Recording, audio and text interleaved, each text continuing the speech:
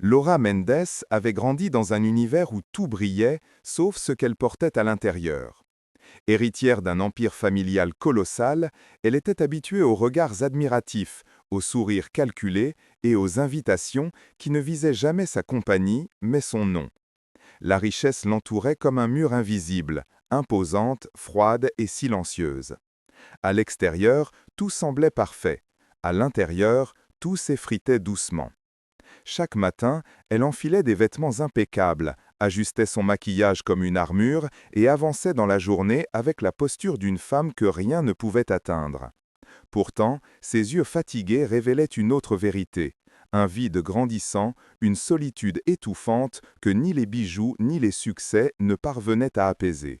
Laura vivait entourée de monde, mais personne ne la voyait vraiment.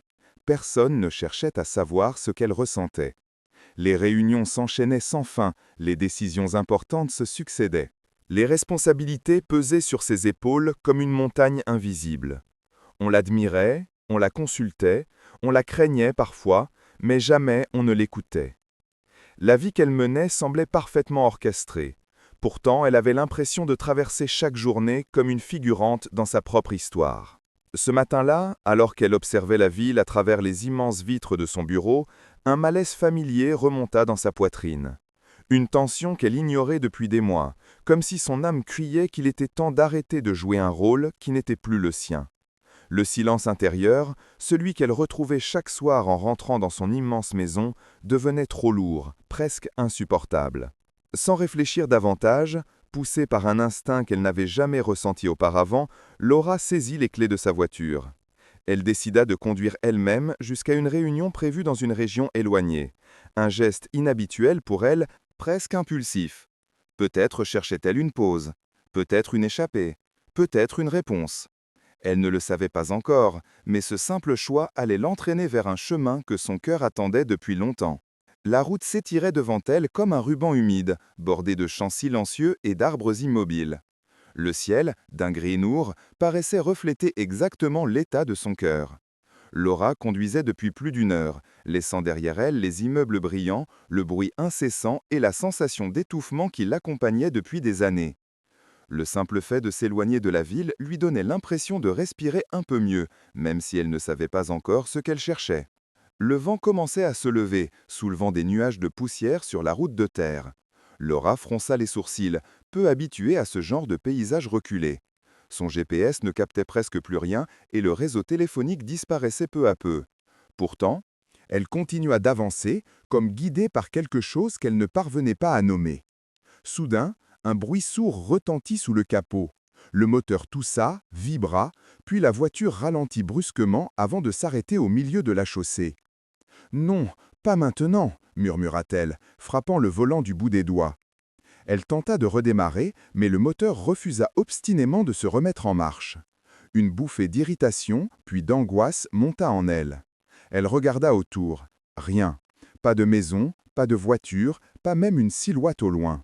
Seulement l'immense silence de la campagne et ce ciel menaçant. Laura sortit du véhicule. Ses talons s'enfoncèrent dans la terre humide. Elle leva son téléphone, aucun signal. Un soupir désespéré lui échappa, le genre de soupir qu'elle n'avait jamais laissé sortir au milieu de ses bureaux luxueux.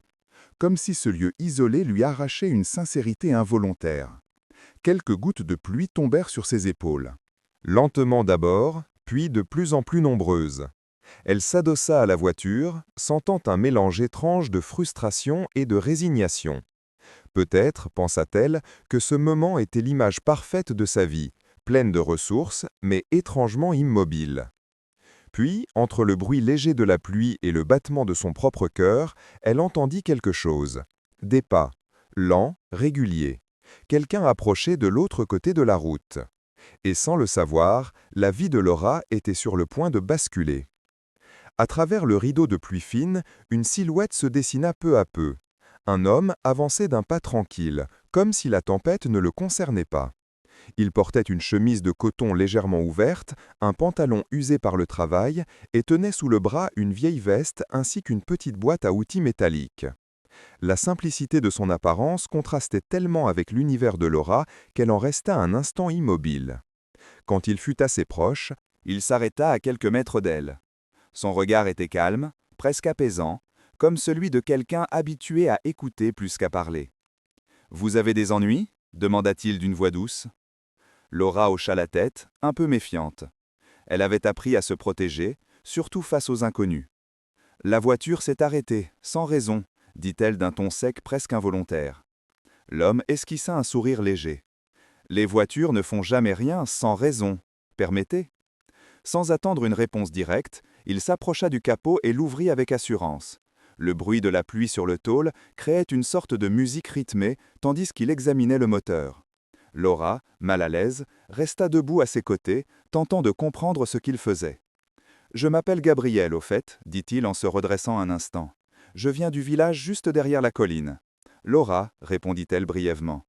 Il replongea dans les câbles, ajusta quelque chose, puis referma le capot d'un geste précis. « Essayez maintenant. » Elle s'installa dans la voiture, tourna la clé, et le moteur ronronna comme si rien ne s'était passé. La surprise se mêla à une pointe d'admiration. « Combien je vous dois » demanda-t-elle aussitôt. Gabriel secoua la tête avec un sourire sincère. « Rien du tout.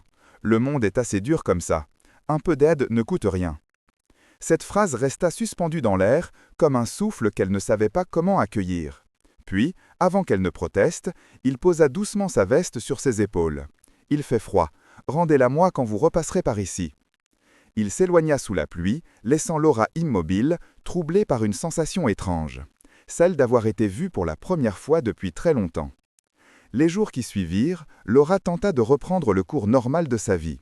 Réunions, dossiers urgents, décisions rapides, tout semblait identique à d'habitude, comme si rien n'avait changé. Pourtant, quelque chose en elle avait bougé. Une phrase. Un regard, un sourire calme sous la pluie. L'image de Gabriel revenait sans cesse, comme un écho qu'elle ne parvenait pas à chasser. La veste qu'il avait laissée sur ses épaules restait posée sur une chaise de sa chambre. Chaque fois qu'elle la voyait, elle ressentait un léger pincement, une sensation étrange qu'elle ne s'expliquait pas vraiment. Elle se surprit même à la toucher du bout des doigts, comme pour retrouver un fragment du moment où elle s'était sentie humaine, peut-être, ou simplement moins seule. Finalement, après une nuit d'insomnie, Laura céda à l'impulsion qui la tirait vers ce lieu inconnu. Elle monta dans sa voiture et prit la même route de terre, cette fois par temps clair. Le paysage semblait plus accueillant, presque familier. Elle apprit alors à quel point un endroit peut changer lorsqu'on y revient avec un cœur différent.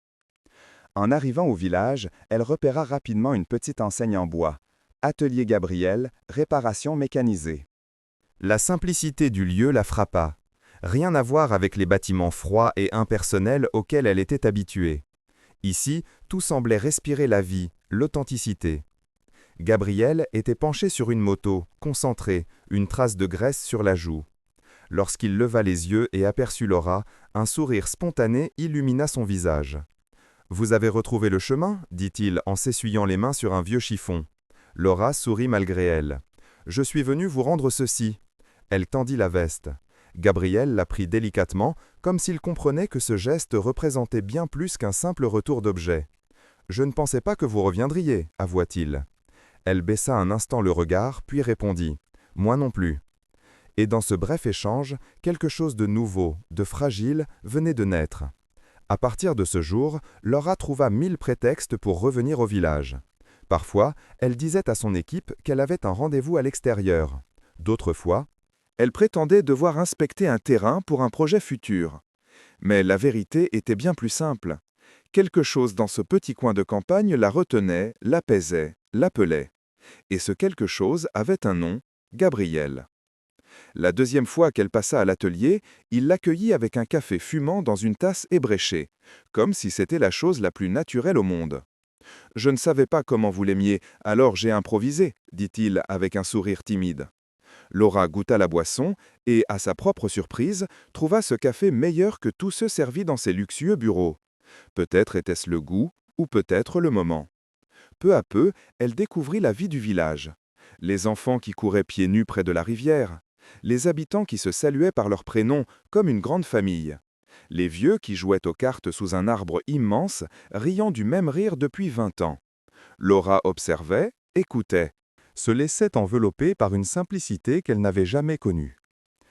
Un après-midi, Gabriel l'invita à l'aider à réparer un vieil appareil. Elle rit en voyant la graisse sur ses doigts et, maladroitement, essaya d'imiter ses gestes. « Vous n'êtes pas très doué, plaisanta-t-il. « Je sais, répondit-elle en riant. On ne m'a jamais appris à réparer quoi que ce soit. Alors, il n'est jamais trop tard. » Cette phrase, dite sans intention particulière, résonna profondément en elle. Jamais trop tard. Pas pour apprendre, pas pour changer, pas pour vivre autrement. Les conversations entre eux devinrent plus longues, plus vraies. Gabriel parlait peu, mais chaque mot semblait venir d'un endroit sincère. Il partageait des histoires de son enfance, de la liberté d'avoir grandi loin du chaos des grandes villes. Laura, elle, révélait peu à peu les fissures derrière son image parfaite, la pression, la solitude, le poids d'une vie qui ne lui ressemblait plus. Un soir, alors que le soleil se couchait derrière les collines, ils restèrent assis devant l'atelier en silence. Un silence doux, confortable, rare. Laura sentit son cœur se détendre, comme si un nœud ancien se défaisait lentement. Elle se surprit à penser que, pour la première fois depuis longtemps, elle se sentait vivante. Plus les jours passaient, plus Laura se sentait partagée entre deux réalités. D'un côté, la vie du village, douce, lente, chaleureuse, où chaque sourire semblait sincère. De l'autre, le tumulte de la ville, les réunions à haute pression, les agendas saturés et les regards exigeants. Elle essayait de jongler entre ces deux univers, mais l'écart entre eux se creusait à chaque visite qu'elle faisait à Gabriel. Un après-midi, alors qu'elle plaisantait avec lui devant l'atelier, une voiture sombre arriva brusquement. La portière s'ouvrit, c'était Mariana, son assistante personnelle, visiblement bouleversée. « Laura, enfin je vous trouve, on vous cherche partout !»« Les investisseurs sont furieux, les journalistes posent des questions, vous ne pouvez pas disparaître comme ça !» Le ton sec de Mariana brisa l'atmosphère légère qui flottait entre Laura et Gabriel. Gabriel fit un pas en arrière, comme s'il ne voulait pas s'interposer. Laura sentit immédiatement la rupture entre les deux mondes, son monde officiel, strict, rigide, et celui de Gabriel, simple, respirant la liberté. « Je n'ai pas disparu, Mariana. J'avais besoin de temps, répondit Laura d'un ton calme mais ferme. « Du temps, ici ?» répéta son assistante, lançant un regard à Gabriel comme s'il était un intrus. « Vous êtes la dirigeante d'une des plus grandes entreprises du pays. Vous avez des responsabilités. » Ces mots frappèrent Laura plus fort qu'elle ne l'aurait admis.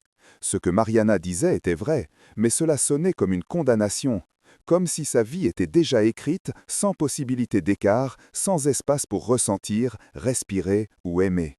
Après le départ glacé de son assistante, un silence pesant s'installa. « Je suis désolé si ma présence vous cause des ennuis, » murmura Gabriel. Laura secoua la tête. « Ce n'est pas vous, c'est tout le reste. » Mais Gabriel semblait déjà se refermer légèrement, comme si la réalité venait de lui rappeler que leur monde n'avait jamais été fait pour se croiser.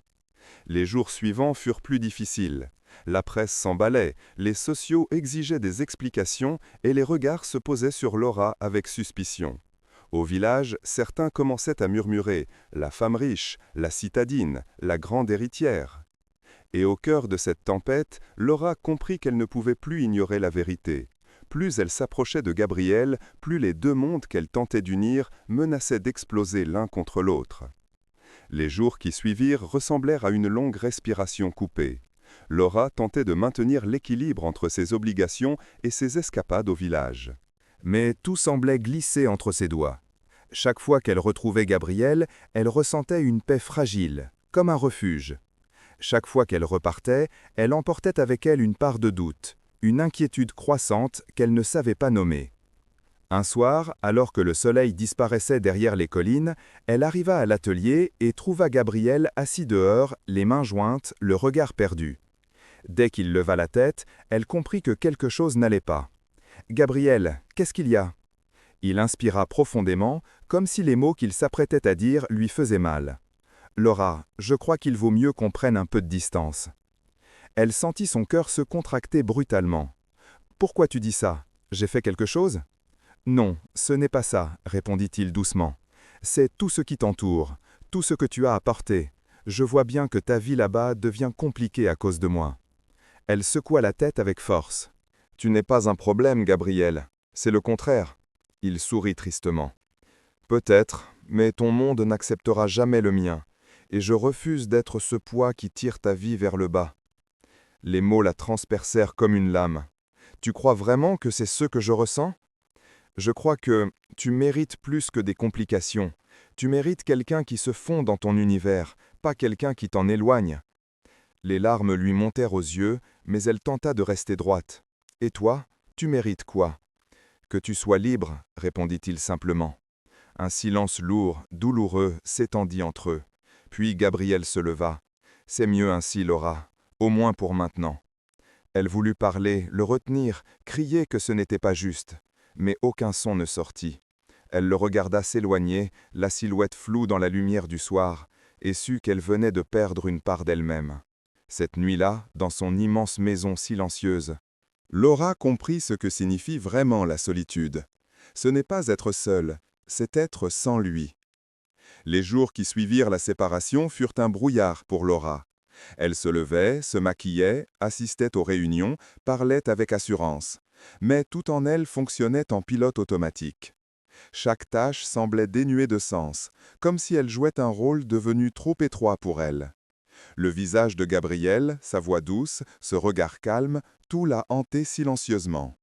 Lors d'une réunion stratégique entourée de directeurs qui parlaient chiffres et prévisions, une phrase la frappa comme un éclat de verre. « Nous devons rester concentrés », dit l'un d'eux. « Les distractions personnelles ne peuvent pas influencer nos décisions. » Le mot « distraction » lui fit l'effet d'un coup porté au ventre. Était-ce ainsi qu'on qualifiait ce qui lui donnait enfin un sens? Était-ce ainsi que son monde voyait ce qui faisait battre son cœur? Elle baissa les yeux vers le dossier ouvert devant elle. Les lignes de chiffres dansaient, floues, sans importance. Pour la première fois de sa vie, elle comprit que rien de ce qu'elle avait construit n'avait de valeur si cela exigeait qu'elle renonce à la seule chose vraie qu'elle avait trouvée. Sans prévenir, elle referma le dossier. « Excusez-moi, dit-elle calmement. Je dois partir. » Les regards étonnés fusèrent. « Laura, vous êtes consciente que… » « Oui, coupa-t-elle, et c'est justement pour ça que je pars. » Elle se leva sans attendre la fin de la réunion. En quittant la salle, elle sentit une étrange légèreté, comme si un poids immense venait de tomber de ses épaules. Quelques heures plus tard, elle roulait déjà sur la route menant au village. La pluie avait commencé à tomber, fine mais insistante, rappelant le jour de leur première rencontre. Son cœur battait vite, rempli d'espoir et de peur mêlée. Quand elle arriva, la nuit enveloppait déjà les maisons, et une lueur tremblotante éclairait la rue principale. Elle se précipita vers l'atelier de Gabriel, fermé. Aucun bruit, aucune lumière. Le silence lui transperça la poitrine. Alors qu'elle s'apprêtait à frapper à la porte de sa maison, une vieille femme approcha, un parapluie à la main. « Vous cherchez Gabriel » demanda-t-elle doucement. « Oui, vous savez où il est ?» La femme hocha la tête. « Il est parti. On lui a proposé du travail dans la ville voisine. Il n'était pas sûr de revenir. » Les mots tombèrent comme une sentence. Laura sentit la pluie se mêler à ses larmes. La route qu'elle avait prise avec tant de conviction venait soudain de se dérober sous ses pieds. Mais au fond d'elle, une certitude persistait. Elle ne pouvait pas l'abandonner, pas maintenant. Les jours qui suivirent furent longs, presque suspendus dans le temps. Laura resta au village, malgré l'absence de Gabriel. Elle aurait pu retourner à la ville, retrouver ses bureaux luxueux, reprendre sa vie millimétrée. Mais quelque chose en elle refusait d'abandonner cet endroit, comme si le village gardait encore une trace vivante de lui. Elle passa ses matinées à aider les habitants, ses après-midi à remettre de l'ordre dans l'atelier qu'il avait laissé derrière lui. Parfois, elle restait assise sur la petite marche devant la porte, observant la route qui serpentait entre les collines. Chaque fois qu'une silhouette apparaissait au loin, son cœur s'emballait, pour retomber aussitôt lorsqu'elle comprenait que ce n'était pas lui. « Vous attendez quelqu'un, ma fille » lui demanda un jour la vieille femme au parapluie. Laura sourit tristement. « J'attends ce que j'ai peut-être déjà perdu. » La femme posa une main douce sur son bras. « Ce qui est vrai finit toujours par revenir. » Ces mots restèrent gravés dans son esprit. Laura s'accrocha à cette idée comme à une bouée invisible. Un matin, alors que le soleil commençait à réchauffer la terre encore humide de la nuit, elle entendit un bruit léger, des pas, lointains, posés avec la même douceur que ceux qui avaient marqué sa mémoire. Son cœur accéléra, sans qu'elle ose s'aveu tourner immédiatement. Elle craignait d'espérer pour rien. Mais quelque chose, dans l'air, dans la lumière, dans le silence, lui soufflait que ce moment avait été écrit depuis longtemps. Quand enfin elle leva les yeux, elle le vit. Gabriel marchait sur la route, la même veste sur l'épaule, son sac à la main, et ce sourire tranquille qui semblait avoir le pouvoir de recoller toutes les fissures du monde. Il s'arrêta en la voyant, surpris et ému à la fois. « Laura, tu es restée » murmura-t-il. Elle courut vers lui sans réfléchir, sans hésiter, comme si tout son être répondait enfin à un appel intérieur. Elle se jeta dans ses bras, et il la serra contre lui avec une force douce, comme quelqu'un qui retrouve enfin ce qu'il croyait perdu. « J'ai cru que tu ne reviendrais jamais, souffla-t-elle. Et moi ? J'ai cru que tu m'avais oublié, répondit-il. Elle recula juste assez pour plonger son regard dans le sien. Comment j'aurais pu oublier ce qui m'a appris ce que signifie vivre ? Gabriel sourit, les yeux brillants. Alors dis-moi, Laura, qu'est-ce que tu veux maintenant ? Elle n'hésita pas une seule seconde. Ce qui est vrai, ce qui est simple, ce qui est nous. Les retrouvailles avaient laissé dans l'air une douceur presque irréelle, comme si le monde, après avoir résisté, avait enfin consenti à laisser Laura et Gabriel respirer. Ce matin-là, le village paraissait différent, plus lumineux, plus vivant, comme si chaque pierre, chaque arbre, chaque souffle de vent accueillait leur nouvelle réalité. Ils marchaient côte à côte vers l'atelier sans se presser. Les mots étaient rares, mais le silence entre eux n'avait rien d'inconfortable. Il était devenu un langage, un lien. Arrivé devant la porte, Gabriel la contempla un instant. « Tu l'as gardée en ordre, dit-il, touché. Je savais que tu reviendrais. » Il sourit doucement, comme quelqu'un qui reconnaît une vérité qu'il n'osait pas espérer. En entrant, Gabriel s'arrêta net. Tout était rangé, nettoyé, presque chaleureux. Sur une étagère, la petite boîte à outils brillait comme neuve, et sur la table, une tasse de café encore fumante attendait, préparée par Laura à l'aube. Il se tourna vers elle. « Tu as transformé l'endroit ?»« Non, j'ai seulement essayé de préserver ce qu'il représente. » Gabriel s'approcha, prit ses mains dans les siennes. « Tu es sûr de vouloir cette vie, ce village, cette simplicité, et moi, avec mes défauts, mes limites ?» « J'ai passé des années à courir après une existence qui ne me rendait pas heureuse, répondit-elle. Avec toi, je n'ai pas besoin de paraître, je peux juste être, et c'est tout ce que je veux. Il la serra contre lui, la laissant sentir son souffle, sa chaleur, cette présence solide qui avait changé sa vie. Puis, dans un élan calme mais déterminé, il dit « Alors, restons. Construisons quelque chose ici. Pas parfait, pas compliqué, juste vrai. » Les semaines suivantes marquèrent le début d'une nouvelle vie. Laura partageait désormais son temps entre quelques affaires gérées à distance et sa participation active au village. Elle apprit à réparer des outils, à cuisiner des recettes simples, à connaître les habitants par leurs prénoms. Gabriel, lui, retrouvait dans chaque geste de Laura une preuve silencieuse d'amour et de courage. Un soir, alors qu'ils observaient le coucher de soleil depuis la colline, Laura glissa sa main dans la sienne. « Tu sais, dit-elle, si ma voiture n'était jamais tombée en panne. » Gabriel sourit. Le destin aurait trouvé un autre moyen. Et elle sut qu'il avait raison. Parce que certaines rencontres ne sont pas un hasard, elles sont un commencement.